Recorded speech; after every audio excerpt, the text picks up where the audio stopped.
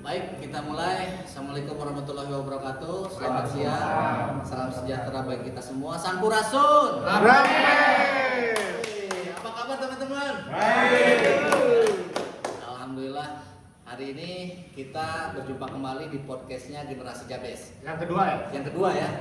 Cuman yang pertama kita belum tayang karena mungkin di sendingnya belum kirim-kirim sampai sekarang. Iya. Nah, Dari Badan Sensor Film Indonesia. Nah, teman-teman, hari ini kita kedatangan seorang pakar ya, tapi kayaknya kalau saya yang memperkenalkan diri kayaknya kurang indah ya. Silakan mungkin memperkenalkan diri dari sebelah kiri, saya paling kiri. Halo, saya Ucok. Ya, dari mana Pak? Dari tadi sih. Oh, kering banget dari keluarga baik-baik. Dari kemarin. Di PW Generasi Jabes. Ya. Oke. Ya, sini Abbas sebagai pembawa acara podcast dari Generasi Jabes. Ya, saya Renhat, founder dari Generasi Jabes. Senang bisa mengerjakan apa yang kita kerjakan hari ini. Oke. Selamat datang Bang Boy. Biasa kita panggil itu Bang Boy walaupun nama aslinya Renhat. Enaknya abang, kakak, atau bapak? Ses, Oke. mami juga boleh. Oke teman-teman, sebelum mulai kita ke materi, sebenarnya materinya ini menarik banget. Judulnya itu adalah rehabilitasi atau penjara. Woi, serem tuh. Serem banget. Ente, serem banget. Sekian pernah di penjara nih. Orang mah kalau abus. Kalau ada. Oke, sebelum kita ke sesi, tadi kita ada request bahwa kita mau bawain lagu dulu ya. Boleh? Mohon izin silakan Bang Ucok.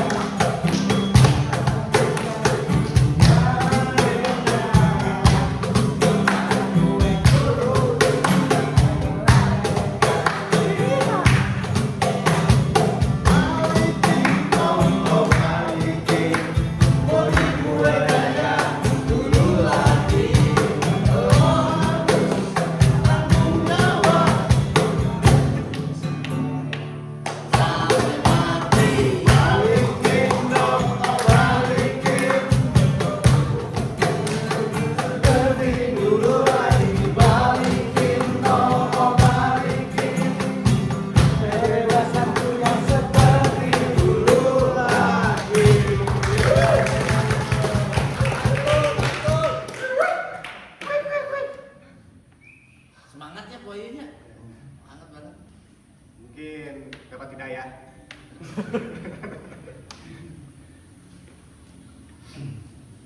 Baik, Bas. Mungkin Abbas mau Mungkin menanyakan ya sesuatu. podcast ini mungkin langsung aja ke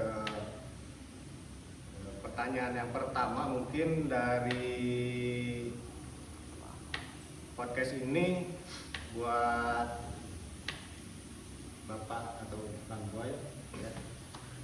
Bagaimana bisa menjelaskan situasi saat ini tentang penjara ya karena penuh tuh, terus kata teman-teman komunitas yang Banyaknya oknum yang mengkriminalisasi gitu ya. ya. Iya. Terima kasih. Yang pertama, pasti semua juga udah tahu bahwa lapas itu overcrowded. Jadi, cuman sebenarnya gini, over itu kan karena tidak ada pemisahan antara napi narkoba dengan napi reskrim menjadi satu. Seperti di sebuah lapas di Kabupaten Bandung, 1.500 narkonya cuma 400. Tapi disebut lapas narkotik. Nah, overnya itu bukan karena semuanya narkotik. Jadi kita harus juga bisa bijak melihat itu tempat overcrowded apa benar karena napi narkobanya atau reskrim. Nah, oke lah kalau seumpama kita tahu bahwa dibilang narkoba meningkat, ya oke gitu. Cuman kan begini, yang menjadi over itu semua mereka sebut korban penyalahguna, mereka sebut pengguna, mereka sebut bandar, semua ada di dalam penjara. Nah itu yang menyebab jadi overcrowded. Intinya gini, yang menyebab over itu bukan si pelakunya, tapi orang yang punya kebijakan. Itu yang mendorong banyak Kemenkumham, polisi, itu yang membuat menjadi banyak. Sebetulnya kalau punya kemampuan untuk bisa menentukan, nggak perlu banyak-banyak di undang-undang tuh ada ini, ada itu, ada ini, ada itu. Kemarin saya sama kepala BNN Cimahi sempat bicara, saya bilang cukup 2, bandar, penyalahguna udah jelas. Jadi nggak ada kurir ya? Nggak usah. Kurir masuk di bandar aja, udah. Itu hukuman. Tapi kalau penyalahguna, sekarang gini, kalau siapa disebut dengan korban, gimana menentukan seorang itu korban? Gak bisa tanpa asesmen. Pasal gak bisa menentukan dia itu korban seperti itu. Jadi masih berarti kalau di sesuai nanti asesmen apabila dia berhak untuk direhab atau dipenjara, ya penjara bisa. Ya, jadi gini. Prosesnya kan begini, sebetulnya kan prosesnya sebuah hukuman itu terhadap penyalahguna narkoba. Ketika ditangkap, keluarga bisa mengajukan TAT assessment dengan persyaratan yang mutlak di bawah SEMA, ganja di bawah 5, sabu di bawah 1, seperti begitu. Mengajukan. Nah, cuma kadang gini, keluarga itu udah pengen anaknya pulang, itu yang repot. Jadinya keluarga yang bilang tolonglah Pak, biar anak saya pulang. 86. Nah, 86 bahasanya gitu. Bahasa kerennya. Nah, akhirnya apa? Haknya dia sebenarnya tidak perlu dengan membayar. Kalau TAT berjalan, dia bisa pulang, dia bisa nggak di penjara. Nah, pertanyaannya kan banyak nih yang ketangkep nih. Saya sering sekali menemukan kasus ini jumlahnya sama atau jumlahnya beda gitu ya, orangnya beda, tapi kenapa hukumannya beda-beda? Ada yang barangnya sedikit tapi hukumannya lebih berat, ada yang barangnya banyak hukumannya lebih ringan, bahkan ada yang barangnya banyak itu bebas. Dan tadi terkait dengan ada kata-kata dari Abbas, pertanyaannya kriminalisasi itu memang masih ada nggak sebenarnya? Tidak, bukan kriminalisasi, disebutnya sekarang dekriminalisasi, yaitu adalah ketika seorang bermasalah dengan hukum, oleh karena kepentingan hukum dan lembaga yang mengininya, dia menjadi orang hukuman. Gitu. Kalau kriminalisasi, ya ketika ditangkap kriminal ya udah pasti ya, walaupun sebetulnya pecandu itu nggak boleh dibilang kriminal. Dia tetap sebagai seorang kesakitan itu apa, orang yang disebut pasien. Nah gitu kan. Nah itu jadi sekarang tuh kesannya apa, karena ada kebutuhan orang dipaksa untuk menjadi kriminal, untuk dihukum. Nah kenapa itu terjadi pertanyaannya ini? Tidak jelasnya semua orang bisa mengartikan undang-undang. Pasal 54 sudah menyatakan pecandu harus direhab. Tutup di situ. Kenapa harus ada yang lain? Gitu.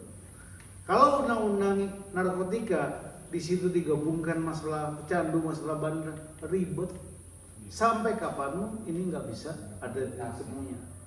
Sampai kapanpun otomatis saya sebagai seorang kepolisian, ketika saya mendapatkan tangkapan, saya harus proses dia sesuai prosedur BAP ini apa semua segala macam. Plus lagi yang menyedihkan, saya nggak tahu orang lain merasa bangsa kita ini tidak diedukasi mengenai undang-undang. So you don't understand kamu apa yang harus kamu taati, apa yang harus kamu langgar, seperti begitu. Ketika kamu bermasalah ditilang atau ada apa, baru kita bilang, oh gitu ya, gitu. Nah, oh gitu ya. Gocap ya. Iya. Betul kan Pak? Pak, saya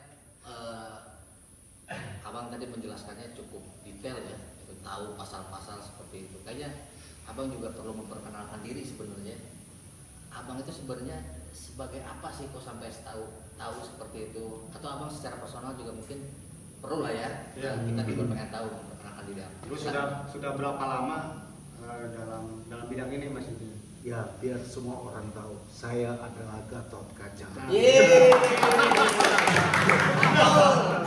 Ya, saya mantan pecandu juga, kemudian dapat berkah berkat dari Tuhan, bisa dipulihkan. Kemudian saya banyak belajar.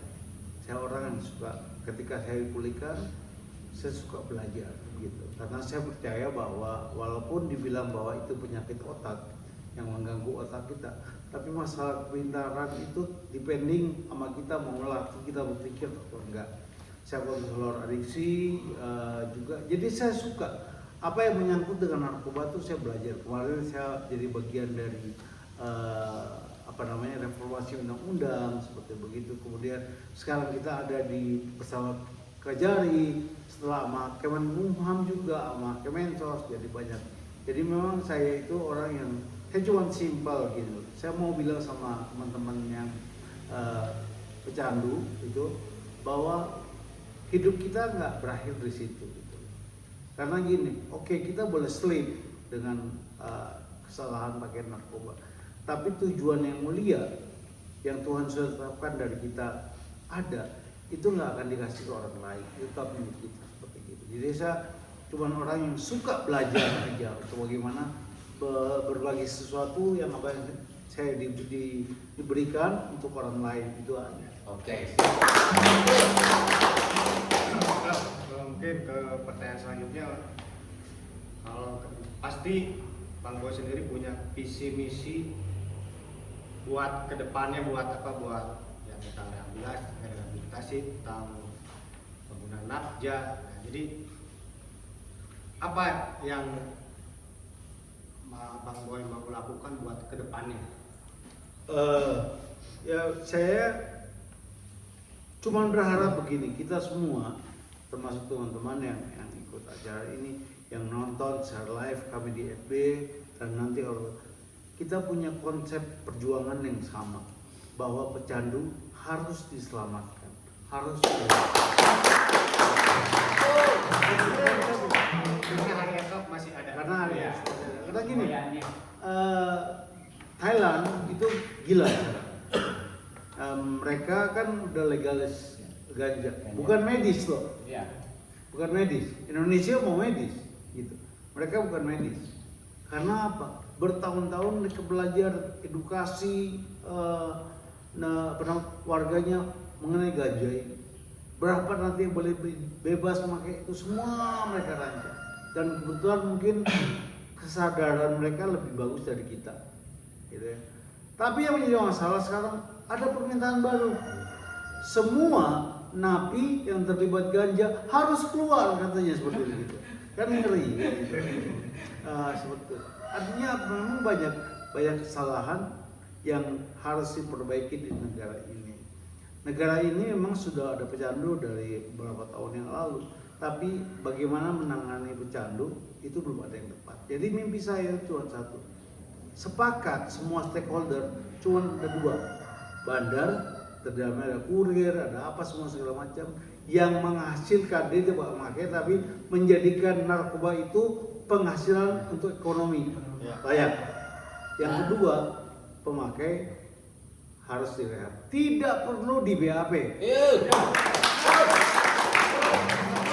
THT langsung haknya dirinya. Nah makanya itu perlu keterlibatan kita pihak swasta di situ. Gitu begitu. Oke, makasih Bang Boy. Nah, ini semakin menarik nih ya, pertanyaan-pertanyaan dan jawaban-jawabannya juga bikin kita penasaran ya untuk pertanyaan selanjutnya. Tapi alangkah baiknya mungkin kita selang sejenak ya. Di TV besok kayak iklan. Nah, iklan. Jadi saat ini kebetulan ada Bang Ucok. Bang Ucok ini jago sekali dia testimoni ya. Jadi stand up comedy episode 3003. Oke, waktu dan tempat Bang Ucok. Silakan tepuk tangan dulu. Jadi dulu pernah gua nunggu bus ke sekolah, nunggu bus. Duduk bareng-bareng teman. Nah, begitu duduk, teman gua ada duduk, dia dudukin tai ayam. Dudukin tai ayam, terus dia berdiri. Ya tai ayam, terus dia pegang, ya bau gitu. Jadi pelajarannya apa? Kalau narkoba kayak begitu kali begonya. Gitu aja. Ah, Udah lah. berarti pecandu narkoba itu tai ayam. Tapi enggak juga ya. Beda-beda. Oke, nah kita kembali lagi ke narasumber kita ya. Ya. Nah, jadi tadi sudah digambarkan oleh Bang Boy. Nah, kira-kira apa hambatan yang sering terjadi terkait dengan ya harapan dari Bang Boy sendiri ya, terutama pecandu yang harus direhabilitasi ataupun tadi bandar itu seharusnya Iya, cuma iya. satu aja gitu untuk Oke. pasalnya. Apa hambatannya, Bang? Jadi saya punya statement beberapa bulan yang lalu. Kalau korban penyalahgunaan nafsa harus diproses, ya. Tapi kalau Proses oknum, peradilan. pokoknya proses rehab, bagaimana dengan oknum yang menjadikan korban penyalahgunaan nafsa korban pemerasannya? Nah. Diapain? Itu biasanya kebanyakan seperti itu. Jadi maksud saya gini loh. Oknum ya. Nah, oknum ya, saya bicara oknum, bukan enggak institusi. Jadi gini, sudah harus jelas. Pertama, semua yang menamakan di penyidik harus belajar farmakologi dari seorang pecandu bahwa ini penyakit. Ini penyakit otak. Gitu. Kalau kita tanya pun mereka semua sama. Lu pakai narkoba buat apa? Pasti bilang buat kerja, buat ini. Sama, gitu seperti itu. Nah, tapi dampak sebenarnya mereka nggak tahu. Gitu. Itu penyalahguna. Penyidik jangan begitu. Jangan begini. Dia tahu kalau si korban penyalahgunaan nafsa di penjara akan menjadi lebih buruk. Itu kan senior. Iya.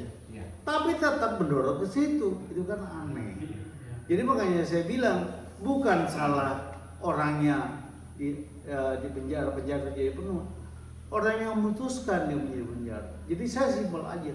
Yuk Kajari, Kemenkumham, Kejagung, Kemenkumham, Polisi, BNN, Kemensos, Kemenkes, Dalam Negeri, 7 stakeholder ini punya pandangan yang sama. Siapa itu bandar, siapa itu penyalahguna, bandar diapain, penyalahguna diapain. Konsepnya sama. Jadi ketika dia mulai ditangkap sama, oh ini cuma korban ditolong, oh ini PD dihukum. Bahkan kalau dihukum mati terserah aja lah seperti itu. Nah itu yang harus. Jangan main dengan pasal, tapi main dengan haknya seseorang. Itu yang harus didapat. Oke. Nah, Jelas ya. cukup jelas. Bang, saya ingin menanyakan. Kira-kira mimpi Abang secara pribadi terkait dengan penjara dan rehabilitasi apa tuh? Mimpi saya bisa paling tidak sama seperti Australia. Ketika ada seorang tertangkap memakai narkoba, memakai gitu, dari seorang pecandu.